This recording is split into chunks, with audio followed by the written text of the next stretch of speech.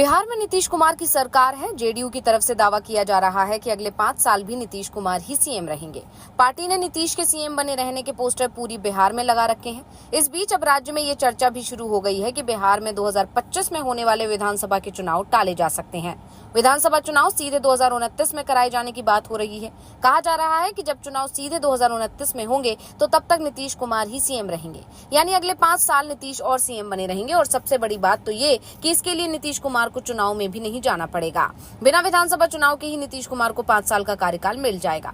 अगर ऐसा होगा तो ये अपने आप में अनूठा ही होगा। अब हम आपको बताते हैं कि आखिर कैसे नीतीश कुमार के अगले 5 साल तक बिना चुनाव कराए ही सरकार चलाने की बातें चल रही हैं। जबकि अभी तक तो चर्चा ये चल रही है कि नीतीश कुमार इसी साल महाराष्ट्र और झारखंड विधानसभा चुनाव के साथ ही बिहार में विधानसभा के चुनाव कराना चाहते हैं। वो इसके लिए बीजेपी पर दबाव भी डाल रहे हैं और कहा जा रहा है कि बीजेपी नीतीश के दबाव में इसके लिए भी तैयार हो गई है। इन सबके बीच अचानक ही चुनाव के बिना ही नीतीश के आगे भी सीएम बने रहने की चर्चाएं शुरू हो गई हैं। तो इसके पीछे मोदी कैबिनेट का एक फैसला सबसे बड़ा कारण माना जा रहा है। मोदी कैबिनेट ने वन नेशन वन इलेक्शन को हरी झंडी दिखा दी है। अब इससे जुड़ा बिल संसद में लाया जाएगा। बिल में साफ प्रावधान है कि 2029 में जब संसद का कार्यकाल समाप्त होगा तो पूरे देश में एक साथ लोकसभा और विधानसभा के चुनाव कराए जाएंगे। ऐसे में अब कोई कह रहा है कि 2025 में वोट डालने का मौका मिलेगा तो किसी को सीधे 2029 में ही इलेक्शन नजर आ रहा है। कोविंद कमेटी की रिपोर्ट में सभी राज्य विधानसभाओं का कार्यकाल 2029 तक बढ़ाने का प्रस्ताव है।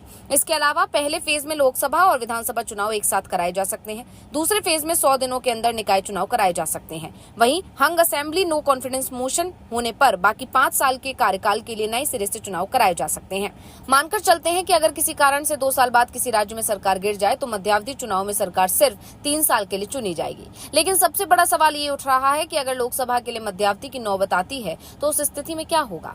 क्या राज्य सरकार बची रहेगी या फिर लोकसभा के साथ विधानसभा का चुनाव भी कराया जाएगा? फिलहाल बिल संसद में पेश होगा, उसके बाद ही ये कानून बनेगा। संसद में बहस के दौरान बिल में कुछ संशोधन भी हो सकते हैं, लेकिन इस प्रस्ताव के बाद से ही कई राज्य सरकारों में बेचैनी दिखाई दे रही है। सबसे ज्यादा चिंता में क्षेत्रीय पार्टियां दिखाई दे रही हैं। उनकी चिंता लोकसभा और विधानसभा चुनाव साथ कराने को लेकर है, क्योंकि क्षेत्रीय पार्टियां चुनाव में क्षेत्रीय मुद्दों को उठाती हैं। ऐसे में जब लोकसभा का चुनाव भी साथ होगा तो विधानसभा चुनाव में राष्ट्रीय मुद्दों का भी प्रभाव पड़ेगा और इसका फायदा कांग्रेस और बीजेपी जैसी राष्ट्रीय पार्टियां उठा सकती हैं। वैसे वन नेशन वन इलेक्शन का विरोध करने वालों में कांग्रेस पार्टी भी शामिल है। ऐसे में अभी तस्वीर पूरी तरह से साफ नहीं हो पाई है कि बिहार में विधानसभा का चुनाव 2025 में होगा या फिर 2029 में। वैसे जो प्रस्ताव दिया गया है उसमें बिहार में विधानसभा का चुनाव 2025 में ही होना तय माना जा रहा है। वो बात अलग है कि जो सरकार बनेगी उसका कार्यकाल 3.5 साल का ही होगा।